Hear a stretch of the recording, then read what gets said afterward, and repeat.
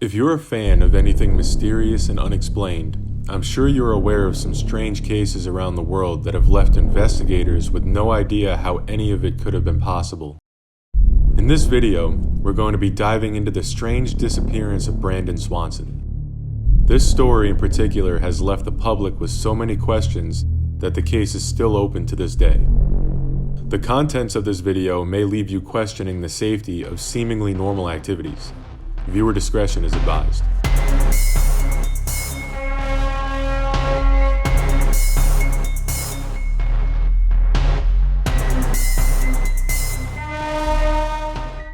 Brandon Victor Swanson was born on January 30th, 1989. Swanson graduated from Marshall High School in 2007 and would go on to study wind turbines for a year at the Minnesota West Community and Technical College campus in Canby, Minnesota.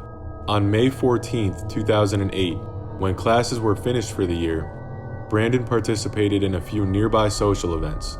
He would be seen at several locations that night, starting in Lind, close to his residence in Marshall, and later in Canby, which was approximately 35 miles away from home. Swanson's friends later mentioned that, although they had observed him consuming alcohol, he did not appear to be intoxicated.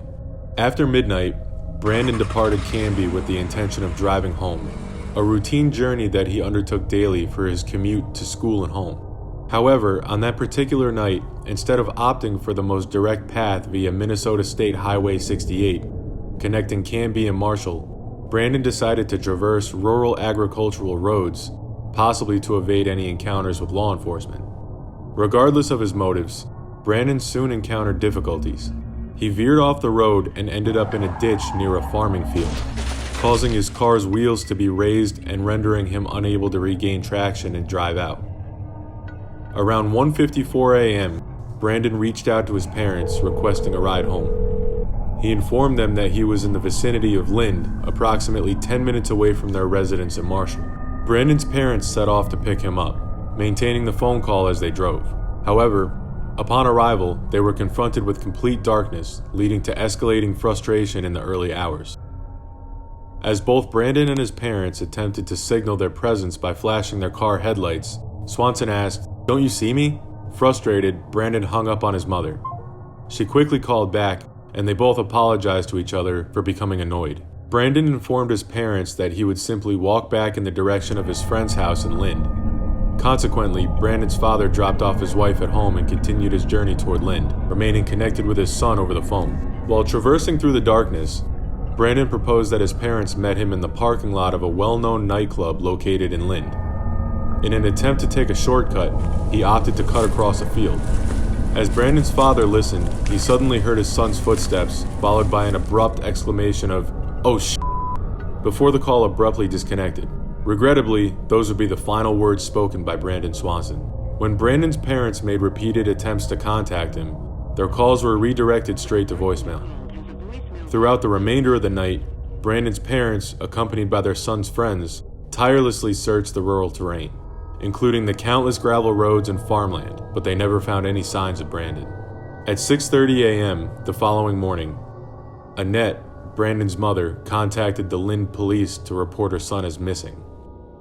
Initially, the police response was dismissive, as they considered Brandon to be a typical college student and said it was not uncommon for a young adult to spend the entire night out after finishing classes. However, as the hours passed with no sign of Brandon's return, local officers eventually became involved in the search and requested assistance from across the county. Brandon's phone remained operational, enabling the police to find the location of his last call based on the nearest cell towers. Surprisingly, the location was determined to be Porter.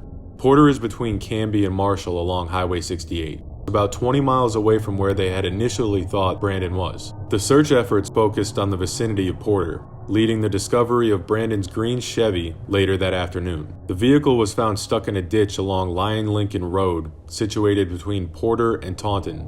However, despite the thorough examination, the officers found no indications of foul play or any trace of Brandon. A comprehensive search operation commenced, involving the utilization of police canines, aerial surveillance, and the dedicated efforts of hundreds of volunteers. The canine unit led officers on a trail that extended approximately 3 miles from the ditch where Brandon's car was found, ultimately reaching the Yellow Medicine River, which was moving quickly at the time. Unfortunately, Brandon's scent was lost at that point. Despite the thorough search along the route to the river and the 2-mile stretch of river itself, no personal belongings or clothing belonging to Brandon were discovered. The distance covered along this path would normally take around 6 hours on foot.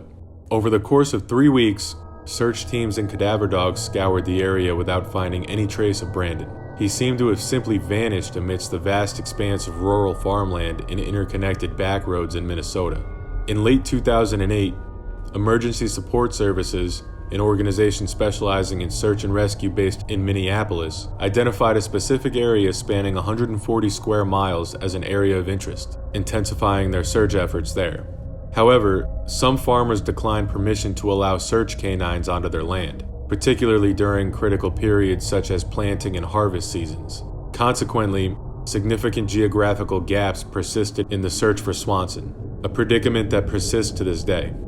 Many people have not given up on Brandon's story.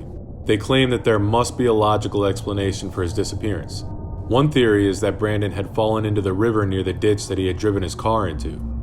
However, investigators considered this scenario unlikely, given that his body was never found. Additionally, if Brandon had fallen into the river, managed to make it back to dry land, and subsequently succumbed to hypothermia since it was only 39 degrees Fahrenheit that night, it is probable that a cadaver dog would have detected his scent.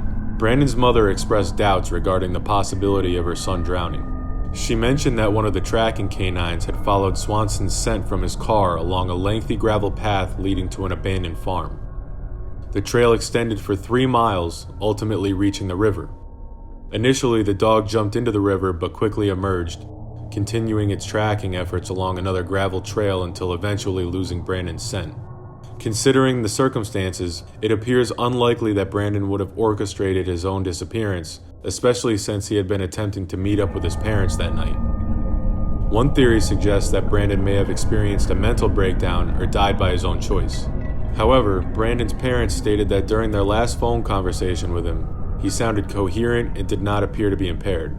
Brandon also did not have any past signs of mental illness. Is it possible that Brandon may have been found had the initial phone call to police been taken more seriously? His parents seem to think so. On July 1st, 2009, legislation known as Brandon's Law was successfully passed in Minnesota.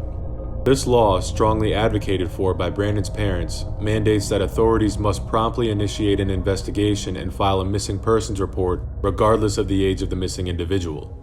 The couple's aim was to prevent other families from facing the same hurdles that they had encountered while attempting to initiate the search for their son.